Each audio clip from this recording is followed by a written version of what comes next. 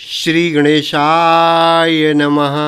एक बार प्रेम से बोलो श्री शंकर भगवान की जय। शिव पुराण वायवीय संहिता अध्याय 26।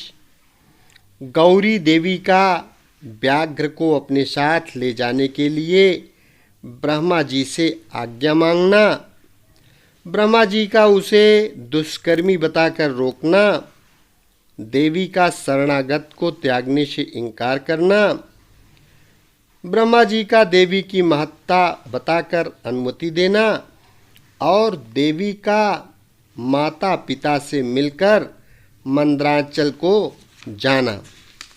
वायुदेवता कहते हैं, कौशिकी को उत्पन्न करके उसे ब्रह्मा जी के हाथ में देने के पश्चात गौरी देवी ने प्रत्युपकार के लिए पितामह से कहा। देवी बोली, क्या आपने मेरे आश्रम में रहने वाले इस व्याघ्र को देखा है? इसने दुष्ट जंतुओं से मेरे तपोवन की रक्षा की है।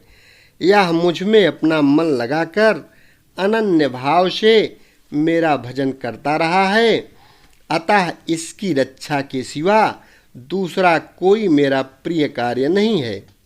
यह मेरे अंतःपुर में विचरने वाला होगा। भगवान शंकर इसे प्रसन्नता पूर्वक गणेश्वर का पद प्रदान करेंगे। मैं इसे आगे करके सखियों के साथ यहाँ से जाना चाहती हूँ।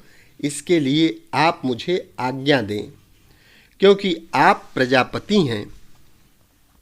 देवी के ऐसा कहने पर उन्हें भोली भाली जान हंसते हुए मुस्कुराते हुए ब्रह्मा जी उस व्याघ्र की पुरानी क्रूरतापूर्ण करतूतें बताते हुए उसकी दुष्टता का वर्णन करने लगे। ब्रह्मा जी ने कहा, देवी, कहाँ तो पशुओं में क्रूर व्याघ्र और कहाँ यह आपकी मंगलमयी कृपा। आप विषधर सर्प के मुख में साक्षात अमृत क्यों सींच रही हैं? यह केवल व्याघ्र के रूप में रहने वाला कोई दुष्ट निशाचर है। इसने बहुत सी गौओं और तपस्वी ब्राह्मणों को खा डाला है। यह उन सबको इच्छानुसार ताप देता हुआ मनमाना रूप धारण करके विचरता है, अतः इसे अपने पाप कर्म का फल अवश्य भोगना चाहिए। ऐसे दुष्टों पर आपको कृपा करने की क्या आवश्यकता है? इस स्वभाव से ही कलुषित चित्त वाले दुष्ट जीव से देवी को क्या काम है?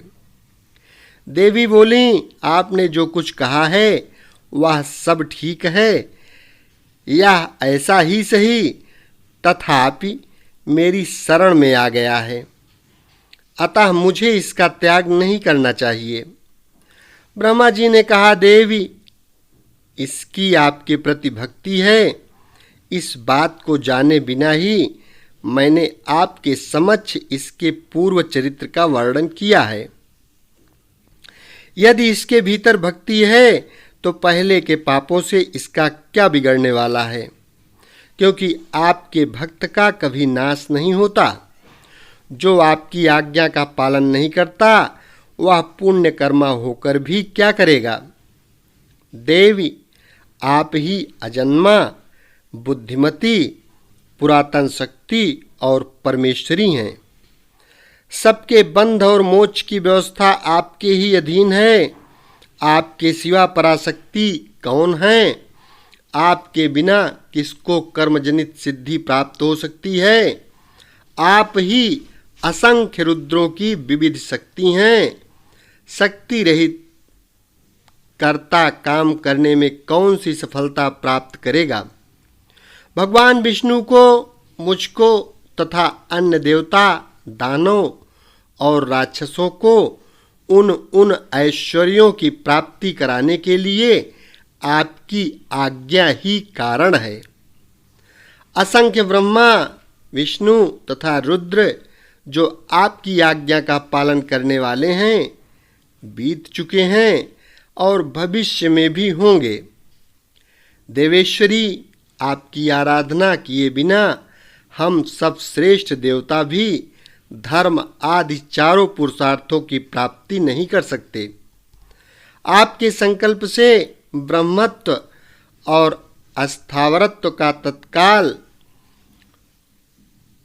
व्यत्यास यानी फेरबदल भी हो सकता है, अर्थात ब्रह्मा अस्थावर यानी वृक्ष आदि हो जाता है और अस्थावर ब्रह्मा, क्योंकि पुण्य और पाप के फलों की व्यवस्था आपने ही की है।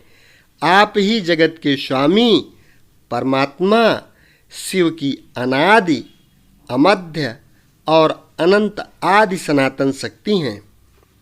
आप संपूर्ण लोक यात्रा का निर्वाह करने के लिए किसी अद्भुत मूर्ति में आविष्ट हो नाना प्रकार के भावों से क्रीड़ा करती हैं। भला आपको ठीक ठीक कौन जानता है। अतः यह पापाचारी व्याघ्र भी आज आपकी कृपा से परम सिद्धि प्राप्त करे, इसमें कौन बाधक हो सकता है। इस प्रकार उनके परम तत्व का स्मरण कराकर ब्रह्मा जी ने जब उचित प्रार्थना की, तब गौरी देवी तपस्या से निवृत्त हुईं। तदनंतर देवी की आज्ञा लेकर ब्रह्मा जी अंतर्धान हो गए। फिर देवी ने अपने वियोग को न सह सकने वाले माता पिता मैना और हिमवान का दर्शन करके उन्हें प्रणाम किया तथा उन्हें नाना प्रकार से आश्वासन दिया।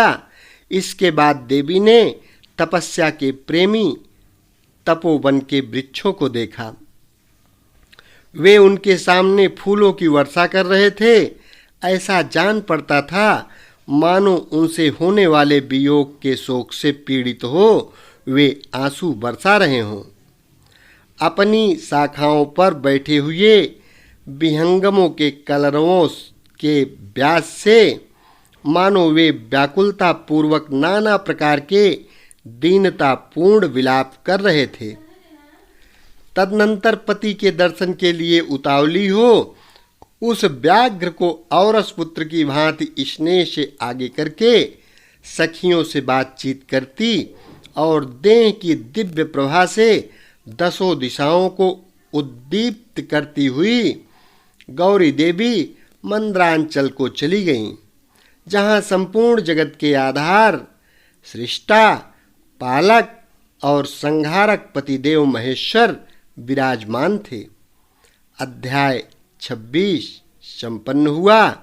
एक बार प्रेम से बोलो जगत जननी माँ जगदम्बा की जय। श्री भोलेनाथ भगवान की जय। शेष अगले भाग में।